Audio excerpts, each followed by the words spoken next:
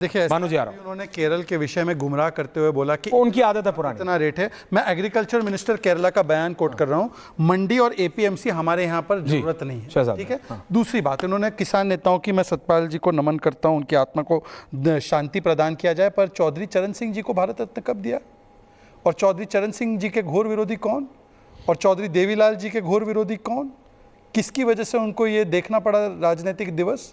छोड़ देते हैं, मैं जाना नहीं चाहता हूँ, बड़े हैं। तीसरी बात मैं सिर्फ पूछना चाहता हूँ, देखिए अभी इनके हमारे साथ 1000 शिकायतें हो सकती हैं, पर कम से कम मैं इनकी व्यथा को हवा में उड़ा के ये नहीं बोल रहा हूँ कि जीएम मर्जी आएगी तो पसंद आ जाएगा तो हम लागू कर देंगे। हम जीएम के खिलाफ हैं, हम जीएम के खिलाफ स्टैंड दो टूक लेंगे। और एमएसपी पर भी 10 सेकंड से लेकर बोलना चाहता हूँ। आज ही सर स्वामीनाथन जी के सेंटेनरी प्रोग्राम में माननीय मोदी जी थे, उनको भी भारत रत्न हमारी सरकार ने दिया था। स्वामीनाथन जी ने, जो स्वामीनाथन रिपोर्ट थी 8 साल धूल चाटती रही, हमने उसको लागू किया, जितना हमारे समझते हमने उसको लागू किया। आज आपको शायद पता होगा कि 7,500% पल्सेस पे एमएसपी बढ़ा, खरीद बढ़ी। फिर हमने देखा कि चावल पे, गेहूं पे 2 लाख करोड़ की खरीद होती थी, आज 6 लाख करोड़ की खरीद होती है। आज 25,000 करोड़ का बजट था एग्रीकल्चर का, 1,25,000 हुआ। किसान सम्मान निधि, हम ये नहीं कह रहे कि सारी चीज़ें, आपकी बहुत समस्या है, आप जो गिना रहे वो समस्याएं हैं, उसको पूरा करना भी हमारा ही दायित्व है और हम करेंगे। पर ये देखिए, आज इनसे पूछा गया कि जीएम क्रॉप पे स्टैंड लीजिए तो नहीं लिया। और नहीं, मैं आ रहा हूं, भाटी जी आ रहा हूं, बिल्कुल बताएंगे उस पर। उनको बिल्कुल ठाकुर साहब बोले नहीं, भाटी जी आ रहा हूं। उनको भी बता दो।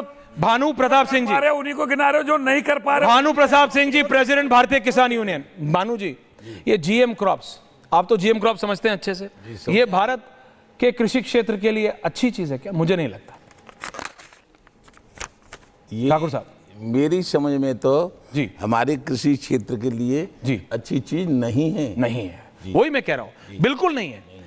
तो अगर हमारी सरकार ने अमेरिका की ये जो डील है उसको मना किया सिर्फ इसलिए कि हम अपने कृषि क्षेत्र के साथ खिलवाड़ नहीं करने देंगे। अभी हमने 2 दिन पहले, 3 दिन पहले यूनाइटेड किंगडम, इंग्लैंड के साथ, यूके के साथ एक ट्रेड डील की है, जिससे हमने ये कहा कि हमारा दूध, दही, एग्रीकल्चर सेक्टर के साथ नहीं, हम आपको खिलवाड़ नहीं करने देंगे। 60% एक्सपोर्ट बढ़ेगा, 60% एक्सपोर्ट हमारा डेयरी प्रोडक्ट्स का, दूध, दही, पनीर, चीज, इस सब का बढ़ेगा, जिसकी सबसे बड़ी मार्केट यूरोप में और यूके में है।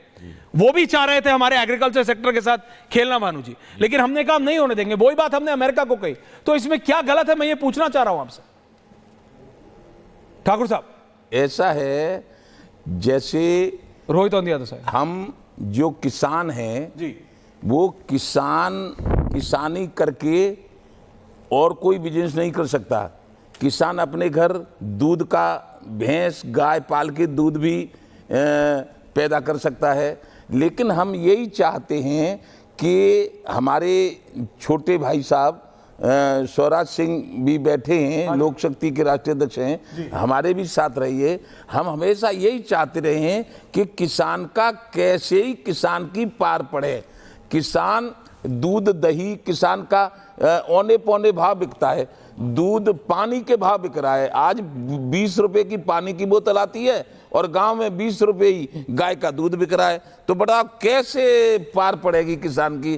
तो हम चाहते हैं कि किसानों को, किसान की फसल, गेहूं है, धान है, गन्ना है, इनके साथ साथ दूध का भी ऐसा कीमत मिले जिससे उसकी भैंस की, गाय की खुराक और खाना खर्चा और जो उसने लिया है उसकी ब्याज वगैरह मिलती रहे।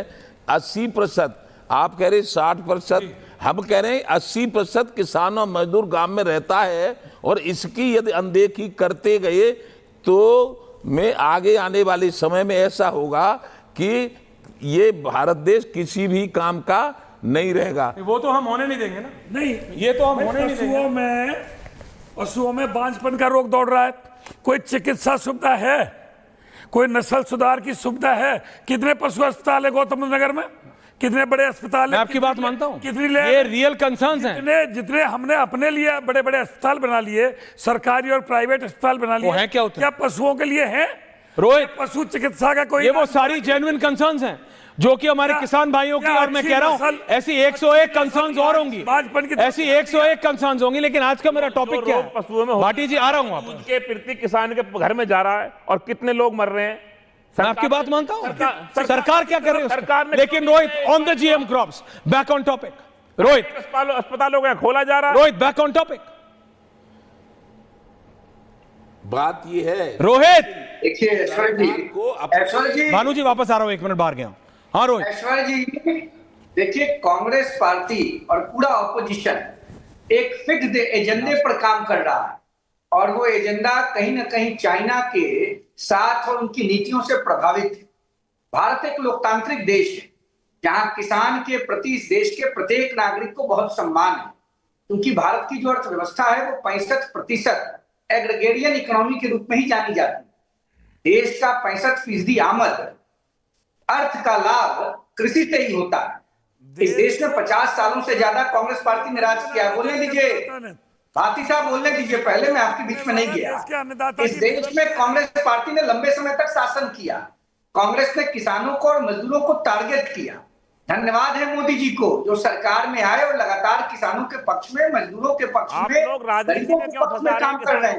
और अमेरिका के राष्ट्रपति को जिस प्रकार से भारत के प्रधानमंत्री ने लोकतांत्रिक तरीके से जवाब दिया है, आज प्रधानमंत्री जी के प्रति देश के प्रत्येक नागरिक का सम्मान बढ़ा है। प्रधानमंत्री जी से विपक्ष को सीखना चाहिए। भाई उसके लिए धन्यवाद जब कुछ होता है तो कांग्रेस पार्टी और पूरा विपक्ष अगर ट्रंप को जवाब देने की हिम्मत की है तो उसके लिए धन्यवाद है। लेकिन देश के अंदर जो किसान के अन्नदाता की हालत खराब है उसकी तरफ भी तो आपको ध्यान देना पड़ेगा भाई। जवाब दिया है किसान के अन्नदाता की जो कमर झुकी हुई है। भाटी जी दूसरों के बीच में, भाटी जी थोड़ा आराम भी करो। भाटी जी 1 मिनट में फिर अगर आप पिक्चर देख के बोलेंगे दिक्कत हो जाएगी। भाटी जी थोड़ा तो समझा करो हमको भी। थोड़ी बोलिए, जल्दी बोलिए, थोड़ी सी बात मेरी भी समझ की भाषा किसान नेता न प्रयोग में लाएं। राहुल गांधी तो प्रधानमंत्री बनने के लिए इतने बेचैन हो गए हैं जैसे बिहार में मुख्यमंत्री बनने के लिए तेजस्वी यादव बेचैन हो गए हैं। पर उससे कुछ होता नहीं है रोहित। के मुद्दों में रोहित उससे कुछ होता नहीं है। Back on topic 60-40 and then I am coming for ending comments to everyone. 60-40 Congress party, thank you very much.